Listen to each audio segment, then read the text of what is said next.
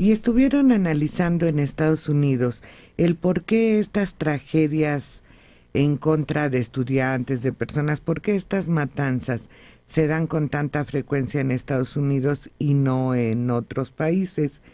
Y participaron en este estudio sociólogos y básicamente una mujer que además de socióloga es titular en la Facultad de Derechos y de Ciencias Sociales en una universidad en La Plata, Argentina.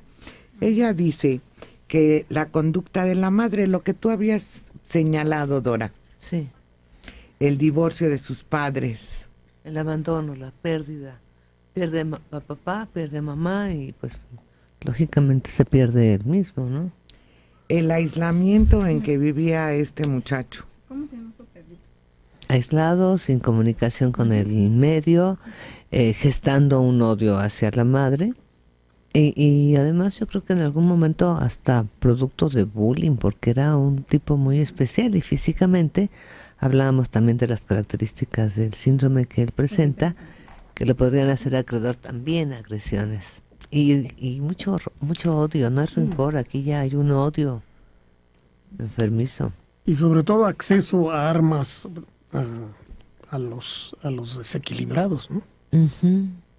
Y esta socióloga dice que además de eso, que era la situación particular de este joven asesino, dice que en Estados Unidos la gente vive muy presionada por no quebrantar la ley y que esta presión ejerce una situación muy difícil para soportar por algunas personas. Y ella recuerda la película del Día de Furia, esa película que también han recomendado ustedes aquí en el programa con Michael Douglas, y que enloquece después de una serie de situaciones en las que por obedecer la situación de problemas en el tránsito, de no quebrantar, llega a tanto lo que él tiene que obedecer y obedecer, que se rompe su equilibrio emocional. Acuérdate que él lo corren de su empleo,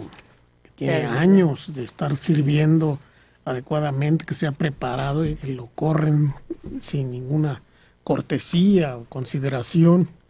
Y además queda atrapado ahí, está rodeado de insensatos y de gente que abusa y que gritones que invaden pues su espacio y truena. No tiene a la esposa, le prohíben ver a la hija. Pérdida. En la medida en que el individuo se enfrenta a pérdidas, su nivel de tolerancia a la frustración va disminuyendo.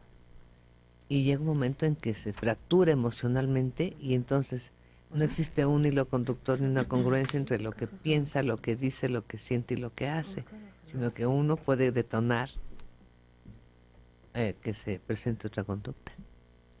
Pero entonces no es responsable el papá también. Claro que sí. La mamá lo fue, pero bueno, está muerta. La mamá. Pero el papá que queda vivo, sí, no tendría un nivel de responsabilidad, sobre todo que el chavo no había cumplido la mayoría de edad. Un papel determinante, porque hablamos de un joven género masculino, en donde la figura del padre está ausente, en donde la figura de la madre suple al padre, incluso en ese comprar y manejar armas, en donde la figura de la madre está ausente, a pesar de vivir en casa. Y el padre que dejó totalmente en manos de la mujer la responsabilidad, claro que conlleva una gran responsabilidad también el padre. ¿Eso es todo, María? Ahora, y hay una diferencia también. En el caso de Días de Furia, él emprende contra gente que lo merece.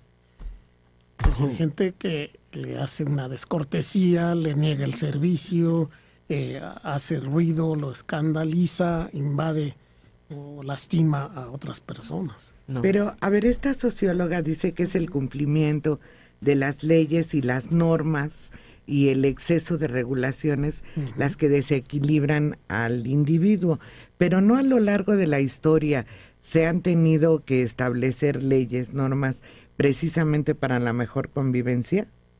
Sí. Lo que pasa es que en Estados Unidos yo creo que es uno de los países con menos libertades en el mundo. Es un país en el que tú no puedes hacer nada. No puedes voltear a ver mal a un policía que va en una patrulla. No puedes cruzar una calle donde te da la gana, etcétera. Yo sé que son normas de convivencia, todo lo que tú quieras. Pero las normas de prohibición que tiene Estados Unidos no las encuentras en ninguna otra parte. Es terrible la presión efectivamente en la que vive esa gente, pero además yo creo que cada matazón ha tenido características particulares. En el caso de los dos jovencitos aquellos, que eran aficionados desde niñitos a la cacería porque sus papás los llevaban, y un día se ponen de acuerdo y bueno, vamos a seguir cazando, pero vamos a la escuela. O el del tecnológico de Virginia, un joven coreano, brillante, como buen coreano, gran estudiante, etcétera, también presionado por los estudios, por lo que tú quieras, un día va y decide ir a matar gente. Yo creo que es un problema verdaderamente idiosincrático de los norteamericanos. Tienen que imitar una matazón, tienen que participar en una matazón, dan por supuesto que tienen que ir a una guerra desde que nacen. Pero, a ver, Carlos, ¿habrá más normas, más reglas en Estados Unidos que en Japón?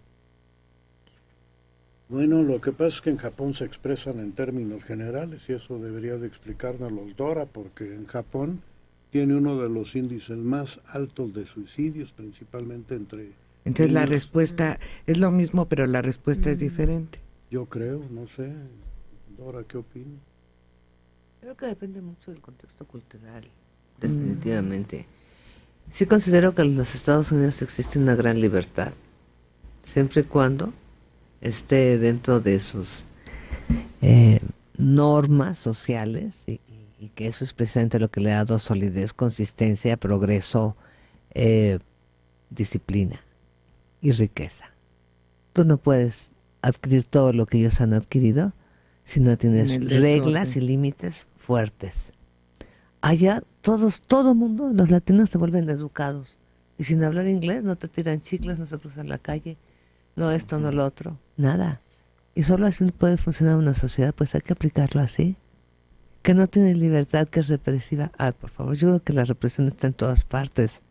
Yo peleo mucho contra Hugo Chávez. Sin embargo, las muestras de libertad que da su pueblo son impresionantes y para mí es un pueblo reprimido.